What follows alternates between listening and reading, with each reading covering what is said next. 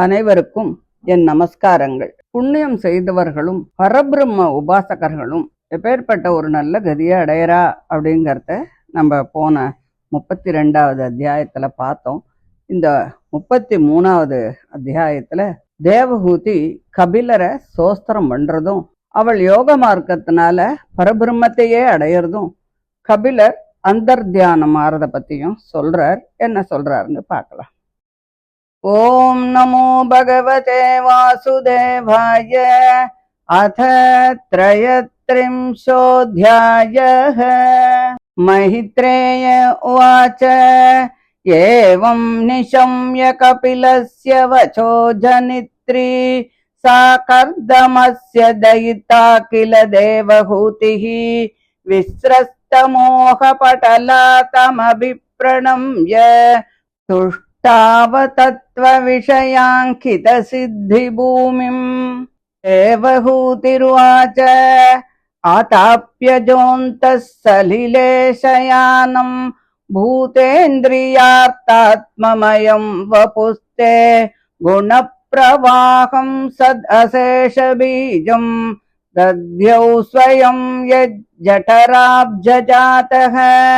स एव विश्वस्य भवान् विधत्ते गुणप्रवाहेन विभक्तवीर्यः सर्गाद्यनीहो अवितताभिसन्धिः आत्मेश्वरो तर्क्यसहस्रशक्तिः सत्वं भृतो मे जठरेण नाथ कथं नु यस्योदरये ददासीत् विश्वं युगान्ते वटपत्रयेकः सेते स्म मायासि सुरङ्घ्रिपाणः त्वं देहतन्द्र प्रशमाय पाप्मनां निदेशबाधां च विभो विभूतये यतावतारास्तव सूकरादयः तथायमप्यात्मपदोपलब्धये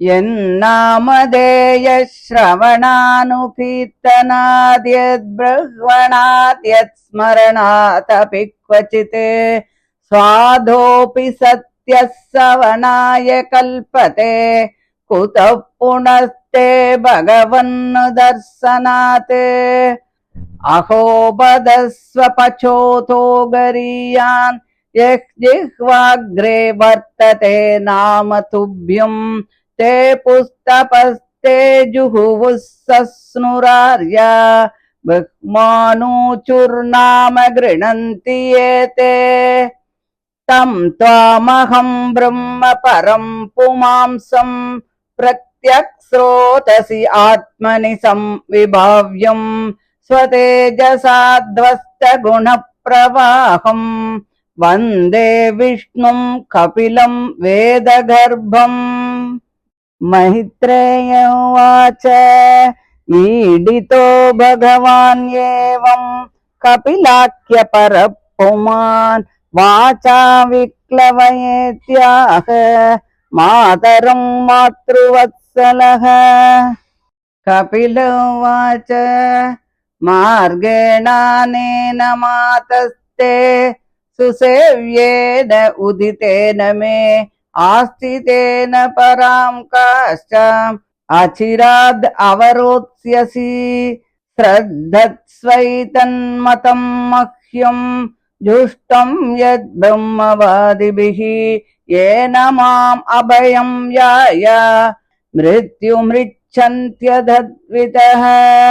मैत्रेय उवाच इति प्रदर्श्य भगवान् सतीं तामात्मनो गतिं स्वमात्रा ब्रह्मवादिन्या कपिलोऽनुमतो ययौ सा चापि तनयोक्तेन योगादेशेन योगयुक् तस्मिन्नाश्रम आपीडे सरस्वत्याः समाहिता अभीक्ष्णावगाह कपिशान् जटिलान् कुटिलालकान् आत्मानं चोक्रतपसा बिभ्रतीचीर्णं कृशं प्रजापते कर्दमस्य तपोयोगविजृम्भितम् स्वकार्हस्त्यम् अनौपम्यम् प्रार्थ्यम् वैमानिकैरपि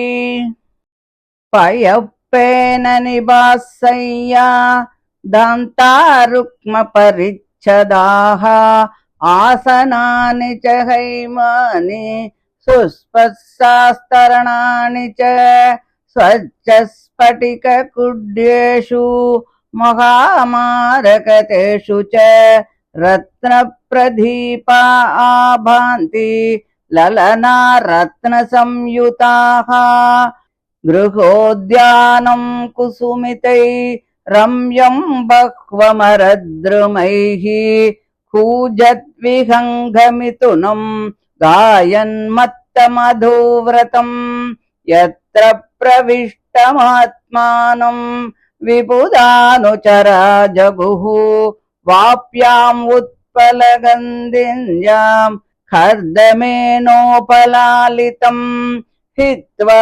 तदीप्सिततमम् अप्याकण्डलयोषिताम् किञ्चिच्चकारवदनम् पुत्रविश्लेषणातुरा वनम् प्रव्रजिते पत्यौ अपत्यविरहातुरा ज्ञाततत्त्वाप्यभून्नष्टे वत्से गौरिव वत्सला तमेव ध्यायति देवम् अपत्यम् कपिलम् हरिम् बभूवाचिरतो वत्स निःस्पृहादादृशे गृहे ध्यायति भगवद्रूपम् यदाह ध्यानगोचरम् सुतप्रसन्नवदनम् समस्तव्यस्तचिन्तया भक्तिप्रवाहयोगेन वैराग्येन बलीयसा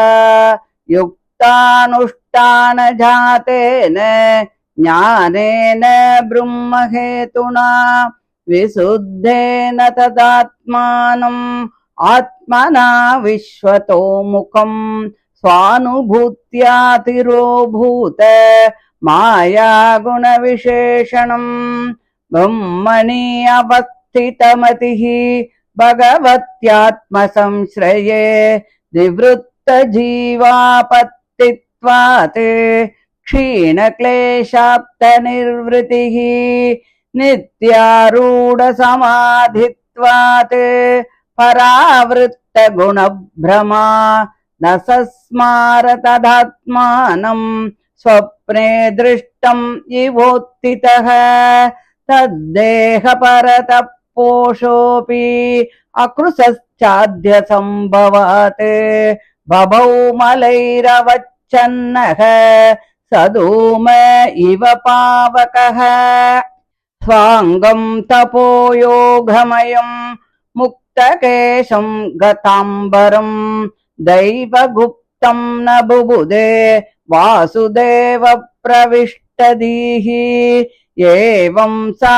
कपिलोक्तेन मार्गेणाच्चिरतः परम् आत्मानं ब्रह्मनिर्वाणम् भगवन्तम् अवापः तद्वीरासीत् पुण्यतमम् क्षेत्रम् त्रैलोक्यविश्रुतम् नाम्ना सिद्धपदम् यत्र सा संसिद्धिम् उपेयुषी तस्या तद्योगविदुतम् आर्त्यम् मर्त्यम् अभूत्सरिते स्रोतसाम् प्रवरा सौम्य सिद्धिदा सिद्धसेविता कपिलोऽपि महायोगी भगवान् पितुराश्रमात् मातरम् समनुज्ञाप्य प्रागुदीचिम् दिशं ययौ सिद्धचारणगन्धर्वैः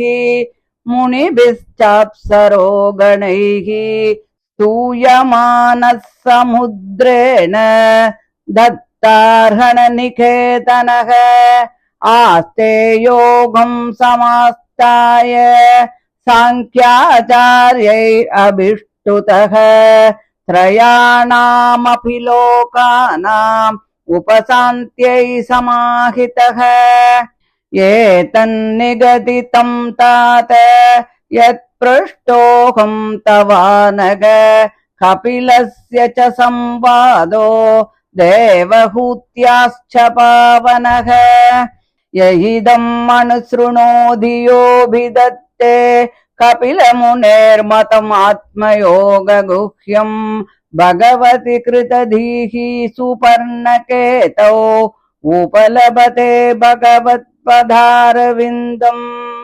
इति श्रीमद्भागवते महापुराणे वैयासक्यामष्टादशसाहस्र्यां पारमहंस्यां संहितायां तृतीयस्कन्धे कापिलेयोपाख्याने त्रयस्त्रिंशदमोऽध्यायः इति तृतीयस्कन्धः समाप्तः। श्रीहरये नमः। हरये नमः। हरये नमः। गोपिका जीवनस्मरणं गोविन्द गोविन्द। மைத்ரேயர் பேச ஆரம்பிக்கிறார். கர்த்தம பிரஜாபதியுடைய மனைவியும் கபிலருடைய அம்மாவுமான தேவகூதி இப்படி கபிலர் சொன்ன வார்த்தைகளை எல்லாம் கேட்டு தன்னுடைய அஞ்ஞானம் நீங்க பெற்று பிரகிருதி, புருஷன், ஈஸ்வரன் என்ற 3 தத்துவங்களினுடைய உண்மையை அறிந்த யோகிகளுக்கெல்லாம் யார் புகலிடுமோ அந்த கபில பகவான நமஸ்காரம் பண்ணி மறுபடியும் சோஸ்திரம் பண்ண ஆரம்பிக்கிறா. தேவகூதி சொல்றா, பகவானே, உன்னுடைய நாபி கமலத்திலிருந்து பிரம்மதேவர் உண்டானான். இருந்தா கூட உன்னுடைய திருமேனிய நேர காணறதுக்கு முடியல. அதனால தியானம் பண்ணித்தான் சாட்சாத்காரம் பண்ணிண்டான். நீ முதல்ல அந்த மகா ஜலத்துல, அதாவது அந்த பிரளய ஜலத்துல சயனம் பண்ணிட்டு இருந்த பிருத்திவி முதலிய பஞ்சபூதங்களும் 11 இந்திரியங்களும் சப்தாதி விஷயங்களுமாக தனித்தனியாக பிரிஞ்சிருந்த பிரகிருதியும் ஜீவாத்மாக்களும் உன்னுடைய சரீரத்துக்குள்ள அடங்கி இருப்பவைதான். இந்த ஜகத்தெல்லாம் உனது சரீரமாக இருக்கக்கூடிய பிரகிருதியிலிருந்து தான் ஏற்பட்டது. உன்னுடைய சரீரம் சத்வாதி குணங்களினுடைய பிரவൃத்திக்கு காரணமாக இருக்கு. நீயே பிரம்மாதிகளை எல்லாம் படைச்சு அவளுக்கு ரஜஸ், தமஸ், சத்துவ குணங்கள் ஆகிய குணங்கள் எல்லாத்தையும் அவளுக்கு தகுந்தபடி கொடுத்து சகல சங்கல்பத்தையும் நீ நடத்தின்னு இருக்க. பிரம்மாவுக்கு ரஜஸ் குணத்தை கொடுத்து சிருஷ்டிக்கிறதுக்கு அவருக்கான சக்தியை கொடுத்த, அவருக்கு அந்தராத்மாவா இருந்த. ருத்ரனுக்கு தமோ குணத்தை கொடுத்து சம்ஹார சக்தியை கொடுத்த. விஷ்ணுவாக இருந்து இந்த லோகத்தெல்லாம் நீ சத்துவ குணத்தால காப்பாத்திண்டு வர. இது எல்லாம் செய்யக்கூடியது யாரு? நீதான். நீ எந்த வியாபாரமும் இல்லாதவன் தான். இருந்தா கூட நினைச்சபடியே செய்யக்கூடிய திறமை இருக்கக்கூடியவன் நீ. அந்த சங்கல்பத்தால தான் லோகங்களையெல்லாம் படைக்கிறது ஆகியவற்றையெல்லாம் நீ செஞ்சுட்டு இருக்க. உனக்கு பிரபு அப்படின்னு சொல்றதுக்கு யாருமே கிடையாது. எல்லாருக்கும் பிரபு நீதான். உனக்கு மேல யாரான இருக்காளான்னு பார்த்தா யாருமே கிடையாது. உனக்கு இத்தனைதான் சக்தி அப்படின்னு யாராலும் சொல்லவும் முடியாது. நீ நடத்தக்கூடிய இந்த சிருஷ்டி காரியங்கள் எல்லாமே உன்னுடைய சங்கல்பத்தினாலதான். நீ இது சிருஷ்டி பண்ணணும் அப்படின்னு சங்கல்பிச்சுக்கிற. அதனால நீ அவகளையெல்லாம் நீ நடத்துற. கல்ப ஆரம்ப காலத்துல இந்த ஜகத்தெல்லாம் உனக்குள்ள அடங்கி இருந்தது. நீ ஒரு சின்ன குழந்தையாக ஒரு ஆழ இலையில சயனம் பண்ணிட்டு இருந்த. அப்பேற்பட்ட நீ எப்படிப்பா என்னோட கர்ப்பத்துல இருந்த? இதுக்கு என்ன காரணமா இருக்க முடியும்? எனக்கு எந்த காரணமுமே தெரியலையே. ஒரே ஒரு காரணம் தான்ப்பா தெரியறது. இது என்னோட பாக்கியம் அப்படிதான் நினைக்கிறேன். எனக்கு இதை தவிர வேற எந்த காரணமுமே எனக்கு தெரியல. சமஸ்த அவதாரங்களுக்கும் பொதுவாக ஏதான ஒரு காரணம் கண்டிப்பா இருக்கும். ஒண்ணு துஷ்டர்களை அழிக்கிறதுக்காகவும், 2வது உன்னுடைய ஆக்ஞைகளை எல்லாம் எடுத்துட்டு உன்னுடைய பக்தர்கள் உன்னை பின்பற்றுறதுனால அவளை பாதுகாக்கிறதுக்காகவும் நீ இப்படி பல அவதாரங்களை எல்லாம் நீ எடுக்கிற. வராக அவதாரங்களை எல்லாம் போல இல்லாம இந்த அவதாரமும் சாதுக்களுக்கு உனது உண்மையை அறிவிக்க வேண்டும் அப்படிங்கிறதுக்காகவே நீ அவதாரம் எடுத்திருக்க அப்படின்னு நாங்கள்லாம் தெரிஞ்சுக்கிறோம். வேற எந்த விதமான காரணமும் எங்களுக்கு புரியலையேப்பா. உன்னுடைய அவதாரத்துக்கு காரணம் எதுவாக வேணாலும் இருக்கட்டும். ஆனால் உன்னுடைய தரிசனத்தினால நாங்கள்லாம் பிரயோஜனம் கைகூட பெற்றோம், நாங்கள்லாம் பாக்கியசாலிகள். தரிசனம் கிடைச்சதுனால பிரயோஜனம் கிடைச்சிடுமோ அப்படின்னு சந்தேகிக்க வேண்டாம். ஏன்னா உன் பேரை கேட்டாலும் சரி, அதை வாயால சொன்னாலும் சரி, உன்னை வணங்கினாலும் சரி, உன்னை நினைச்சாலுமே போதும். அப்பேற்பட்டவன் நாயை தின்னு ஜீவிக்கக்கூடியவனாக இருந்தா கூட அந்த சண்டாளன் கூட அந்த நொடியிலேயே யாகம் செய்வதற்கு கூட யோக்கியனாக ஆகிவிடுகிறான். பகவானே, இப்படி இருக்கும்போது உன்னுடைய தரிசனத்தினால நாங்கள்லாம் பாக்கியசாலிகளானோம் அப்படிங்கறதுல ஏதான சந்தேகம் இருக்க முடியுமா? பிராமண, க்ஷத்திரிய, வைஸ்தியர்கள் என்ற 3 வர்ணத்தவர்களுக்கு மட்டும்தான் யாகத்துல அதிகாரம் இருக்கு, மற்றவாளுக்கெல்லாம் இல்ல. அதிலும் சண்டாளர்களுக்கெல்லாம் யாகத்துல அதிகாரம் கிடையவே கிடையாது. அதற்கு காரணம் அவர் சண்டாளர்களாக பிறந்ததுதான். இது ஜென்மாந்திர பாபந்தான். அப்படிப்பட்ட பாபிஷ்டனும் பகவான மனசால நினைக்கிறதுனால, அவனை வணங்குறதுனால, அவன் பேரை சொல்றதுனால, பலர் சொல்ல அந்த பகவானுடைய பேரை கேட்பதால இந்த விஷயத்துல எதை ஒன்றை செஞ்சா கூட அந்த நேரமே அவனுடைய பாபம் எல்லாம் தொலைஞ்சு போய் அவன் யாகம் செய்வதற்கு உரியவனாக ஆகிவிடுகிறான். இப்படி இருக்கும்போது உன்னுடைய காட்சியின் மகிமையை பற்றி சொல்லணும்னு அவசியமா? யாருக்கு நாக்குல உனது நாமம் இருக்கோ அவன் சண்டாளனாக இருந்தாலும் மேன்மையுடையவன் தான். ஏனென்றால் உன் நாமத்தை யார் சொல்கிறார்களோ அவள்லாம் எத்தனை தபஸ் செஞ்சிருந்தாலும், பல ஹோமங்களை நடத்தியிருந்தாலும், வேத அத்தியாயனம் செய்திருந்தாலும் அந்த காரணத்தினால தான் அவள்லாம் பெரியோர்களாக ஆகிறா. நீ தனக்குத்தானே தோன்றும் தன்மையுள்ள ஜீவாத்மாவிடத்துல அந்தராத்மாவாக இருந்து தியானிக்க தகுந்தவன், பெருமை உடையவன். அந்த ஜீவாத்மாக்களுக்கு அந்தராத்மாவாக இருந்தா கூட தன்னோட ஞான பிரகாசத்தினால சம்சாரம் தீண்ட பெறாதவனாக இருக்க, ஜீவாத்மாக்களுக்கு பிரகிருதி சம்பந்தத்தினால ஞான சங்கோஷம் உண்டாவது போல உனக்கு ஏற்படுவதே இல்லை. நீ வேதஸ்வரூபன், எங்கும் நிறைந்தவன், விஷ்ணு அப்படி என்று உன்னை அழைக்கிறார்கள். நீ கபிலர் என்ற பெயரோடு தத்துவ உபதேசத்தினால லோகத்தை எல்லாம் வாழ்விக்கணும் அப்படிங்கிறதுக்காக என்னிடத்துல நீ அவதாரம் பண்ணிருக்க. நீயே அந்த பரமபுருஷன். அப்பேற்பட்ட உன்னை நான் நமஸ்காரம் பண்றேன்.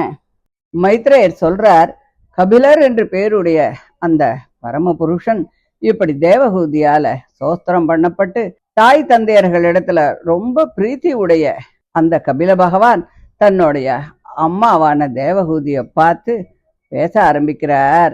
பகவான் சொல்றார், அம்மா, நான் சொன்ன வழி சுகமாக ஆசிரியிக்க தகுந்ததுதான். இந்த வழியிலே நீ நடப்பாயின் சீக்கிரத்துல மோட்சத்தை அடைஞ்சுடுவ. இது என்னுடைய சித்தாந்தம். மோட்ச மார்க்கம் என்பது இதுதான் அப்படின்னு நான் நிச்சயம் பண்ணியிருக்கேன். அதனால என்னுடைய மார்க்கத்தை நீ ஃபாலோ பண்ணு. பிரம்மவாதிகள் எல்லாம் அடிக்கடி ஆராய்ஞ்சு நிச்சயித்து பார்த்த மார்க்கமும் இதுதான். இந்த மார்க்கத்தினால எந்த விதத்திலும் பயத்துக்கு இடமே இல்லாத என்னை நீ அடைந்து விடுவாய்.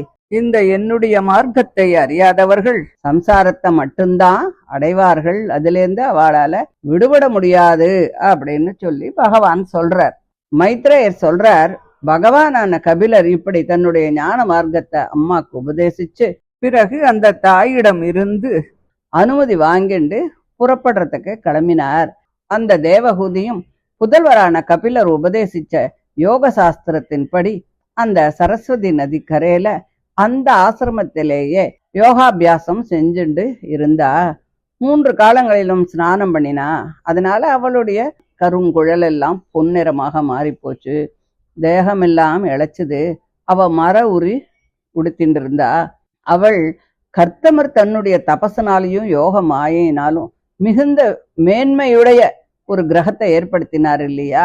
அந்த கிரகத்தை விட்டுட்டு அந்த ஆசிரமத்திலேயே அவ நித்திய வாசம் பண்ணினா. கர்த்தமர் தன்னுடைய தவ வலிமையினால ஏற்படுத்தின அந்த கிரகத்துக்கு அப்படி என்ன ஒரு பெரிய பெருமை இருக்கு அப்படின்னு கேட்டா, அதுக்கு நிகரான மாளிகை எங்குமே கிடையாது. சகல ஐஸ்வர்யங்களும் அதில் இருக்கு. தேவதைகள் எல்லாம் கூட அதை பார்த்து ஆச்சரியப்படுவா.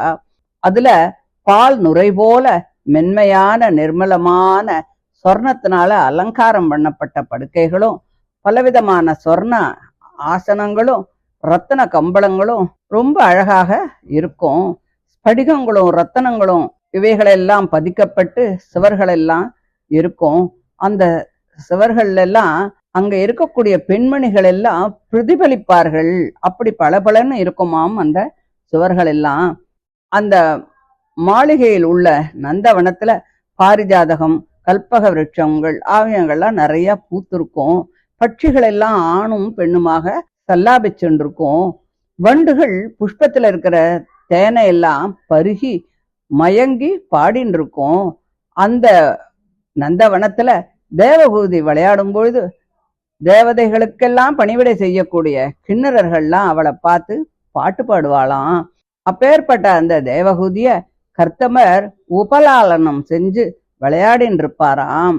தேவேந்திர போகத்தை அனுபவிக்கக்கூடிய ஸ்திரீகள் எல்லாம் கூட அந்த மாளிகையை பார்த்து ஆசைப்படுவா. அப்பேற்பட்ட அந்த மாளிகையும் அதனுடைய போகங்களை எல்லாத்தையும் துறந்துட்டு அகங்காரம் அமகாரங்களை எல்லாம் அறுத்து கொண்டு வெளியிலே வந்து அந்த ஆசிரமத்திலேயே இருந்து எதை பத்தியும் கொஞ்சம் கூட கவலைப்படாம மிகுந்த மன ஊக்கத்தோடு யோகாபியாசம் செஞ்சுட்டு வந்தா. இருந்தா கூட புதல்வனை பிரிந்திருக்கும் அந்த வருத்தத்தினால சிறிது முகம் வாட்டம் அடைய பெற்றுதான் இருந்தாள்.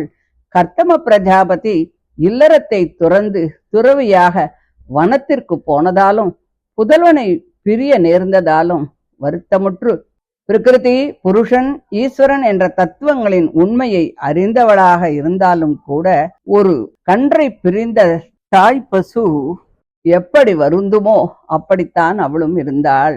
விதுரா தன் புதல்வனான அந்த கபிலர் என்னும் பெயருடைய அந்த மகாவிஷ்ணுவை தியானித்து கொண்டே வந்தாள். சீக்கிரமான காலத்திலே அந்த அழகிய மாளிகைகளில் சிறிதும் விருப்பமில்லாமல் தன் புதல்வனான கபில பகவான் உருவத்தை மனதிலே எப்படி தியானிக்க வேண்டும் என்று தனக்கு சொன்னானோ அப்படியே தெளிந்த முகம் முதலிய அவயவங்கள் அமைந்த பகவானுடைய உருவத்தை முழுவதும் ஒரே தடிவையில் சிந்திப்பதும் தனித்தனியாக அந்த அவயவங்களை சிந்திப்பதுமாகிய கிரமத்தின்படி தியானித்து கொண்டு வந்தாள். அவள் எவ்வகையிலும் தடைபடாத வைராக்கியத்தை அடைய பெற்றாள். பகவானை பூஜிப்பது முதலிய கர்மங்களை தவறாமல் செய்தாள். அதனால் அவளுக்கு ஆத்மாவின் உண்மையை பற்றின அறிவு வளர்ந்தது.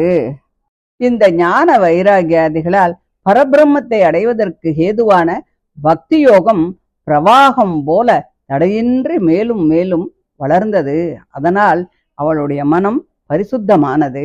அவள் அப்பொழுது அந்த மனதினால் சர்வஞனும் சர்வ பிரகாசத்தினால் சத்வாதி குணங்களினுடைய காரியமான சோக மோகாதிகள் அற்ற பசி தாகம் முதலிய ஊர்மைகள் இல்லாதவனான அந்த பரமபுருஷனை அனாயாசமாக தியானம் செய்தாள். அவள் அந்த தியானத்தினுடைய மகிமையினால் ஜீவாத்மாக்களுக்கு ஆதாரமாக இருப்பவனும் ஞானாதி குணங்கள் நிறைந்தவனுமான பரம புருஷனிடத்தில் நிலையான மனதை உடையவளாக ஆனாள். ஜீவன்களுக்கு வருத்தங்களை விளைவிக்கும் தன்மையுள்ள பிரகிருதியின் சம்பந்தம் முழுமையாக நீங்க பெற்றதால் குளிர், வெப்பம் முதலிய வருத்தங்கள் ஏதும் அவளுக்கு இல்லை. பரமாத்மாவை அனுபவித்தலாகின்ற அந்த மகா ஆனந்தத்தை பெற்றாள்.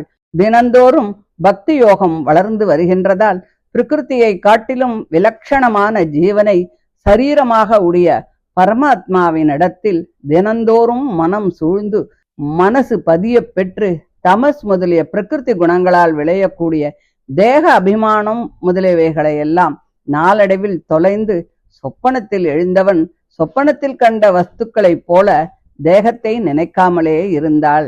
சொப்பனத்தில் ஒரு பொருளை பார்த்தால் அது அனித்தியம் என்று தெரிந்து கொண்டு அந்த வஸ்துக்களை பற்றின சுகதுக்கங்களால் மனம் எப்படியும் கலங்கப்பெற மாட்டான் இல்லையா? அப்படியே தேவகூதி தேகத்தை பற்றினதை எல்லாமே கர்மாதீனம் என்றும் அனித்தியம் என்றும் நினைத்து அவற்றை பற்றின சுகதுக்கங்களால் மனம் கலங்கப் பெறாமல் தேகம் பெருத்திருக்கிறது, இழைத்திருக்கிறது என்று நினைக்காமலே இருந்தால் தேகம் பூஷித்து வந்தால் அப்பொழுது இழைக்காமலே இருக்கும். இது அதனுடைய சுபாவம் இல்லையா? அப்படி இருக்க அவளுடைய தேகம் தன்னாலும் பிறராலும் போஷிக்க பெறாமல் இருந்தாலும் இழைக்காமலே இருந்தது. ஏன் அப்படி? அவள் தேகத்திற்கு நாம் போஷணம் செய்யவில்லையே என்ற வருத்தம் சிறிதுமின்றி அதை பற்றி கவலைப்படாமல் அதை பற்றி சிந்தனையே இல்லாமல் இருந்தாள். மேலும் அவளுடைய தேகம் எண்ணெய் அரப்பு ஆகிய சம்ஸ்காரங்கள் ஏதுமின்றி அழுக்காகத்தான் இருந்தது. இருந்தால் கூட அது புகை மூடின அக்னி போல பிரகாசமாக இருந்தது. வாசுதேவனிடத்தில் நிலை நின்ற மதியுடைய அவளுடைய சரீரம் தபசும் யோகமும் நிறைந்து தலை மயிர்கள் அவிழ்ந்து விரிந்து அறையில் ஆடை இல்லாமல் இருந்தது. அந்த சரீரத்தை பற்றி அவள் சிறிதும் நினைக்காமலே இருந்தாள். இருந்தாலும் அவளது சரீரம் தெய்வத்தால் பாதுகாக்கப்பட்டு ஒருவித கெடுதியுமே இல்லாமல் இருந்தது. இப்படி அவள் கபிலர் உபதேசித்த யோக மார்க்கத்தினால் சீக்கிரத்தில் மகானந்த ஸ்வரூபமான பரமபுருஷனை அடைந்தாள். ஆஹா, இது என்ன ஆச்சரியம்! சாதாரணமாகவே பெண்கள் அவிவேகம் உடையவர்கள். அதிலும் அந்த தேவகூதி மகத்தான போகத்தை எல்லாம் அனுபவித்து வந்தாள் அல்லவா? அவள் அதையெல்லாம் துறந்து யோக மார்க்கத்தால் பரபிரம்மத்தை அடைந்தாள் என்றால் இதைவிட மேலான ஆச்சரியம் என்ன இருக்க முடியும்? விதுரரே, அந்த தேவகூதி எந்த இடத்தில் மோட்ச சித்தியை அடைந்தாளோ மிகவும் பரிசுத்தமான அந்த க்ஷேத்திரம் சித்தாசிரமம் என்ற பெயரால் 3 லோகங்களிலும் பிரசித்தி அடைந்தது. விதுரா, அந்த தேவகூதியின் சரீரம் அவள் அனுஷ்டித்த யோகத்தின் மகிமையால் மயிர் நரைத்தல், தோல் சுருங்குதல் முதலிய விவகாரங்கள் ஏதுமே இன்றி அவளால் துறக்கப்பட்டு ஒரு நதியாக தோன்றி பெருகி ஓடிக்கொண்டிருந்தது. அந்த நதி நதிகளிலெல்லாம் சிறப்புடையதானதும் அவரவர் விரும்பும் சித்திகளை எல்லாம் கொடுக்கக்கூடியதுமான சித்தர்களால் சூழப்பட்டதாக இருந்தது. விதுரா, மகா யோகியான கபில பகவான் மாதாவிடம் அனுமதியை பெற்றுக்கொண்டு தந்தையின் ஆசிரமத்திலிருந்து வடகிழக்கு மூலையாக புறப்பட்டு போனார். அங்கு சித்தர்களும் சாரணர்களும் கந்தர்வர்களும் முனிவர்களும் அப்சர ஸ்திரீகளும் கூட்டம் கூட்டமாக வந்து அந்த கபில பகவானை சோஸ்திரம் செய்தார்கள். அந்த மகானுபாவன் அப்பொழுது சமுத்திரம் சேர்ந்து அந்த சமுத்திரராஜனால் பூஜித்து இருப்பிடம் கொடுக்கப்பெற்று தான் சொன்ன சாங்கிய சாஸ்திரத்திற்கு பிரவர்த்தகர்களான யோகிகள் துதி செய்ய லோகங்களின் க்ஷேமத்திற்காக மன ஊக்கத்துடன் தானும் யோகாபியாசம் செய்து கொண்டு அந்த இடத்திலேயே இருக்கிறான். விதுரா, பாபமில்லாதவனே, நீ எதை குறித்து என்னை கேட்டாயோ அந்த சுவாயம்புவ மனுவின் சரிதத்தை உனக்கு சொன்னேன். அதை சொல்லும்போது கபிலருக்கும் தேவகூதிக்கும் நடந்த சம்வாதத்தையும் சொன்னேன். இது உலகங்களை எல்லாம் காக்கும். இந்த கபிலருடைய மதம் மிகவும் ரகசியமானது, ஆத்ம யோகத்தை பற்றியது. இதை எவன் கேட்கிறானோ எவன் சொல்கிறானோ அவர்கள் இருவரும் வருடத்தஜனான அந்த பகவானிடத்தில் பக்தி யோகம் உண்டாகப் பெற்று அந்த பகவானுடைய பாதார விந்தங்களை பெற்றுவிடுவார்கள் என்று சொல்லி இந்த 33வது அத்தியாயம் முடிகிறது. இதோட இந்த 3வது ஸ்கந்தமும் முடிகிறது. இதைத் தொடர்ந்து 4வது ஸ்கந்தம் ஆரம்பமாகிறது. அதை அடுத்த ஆடியோவில் பார்க்கலாம். தேங்க்யூ.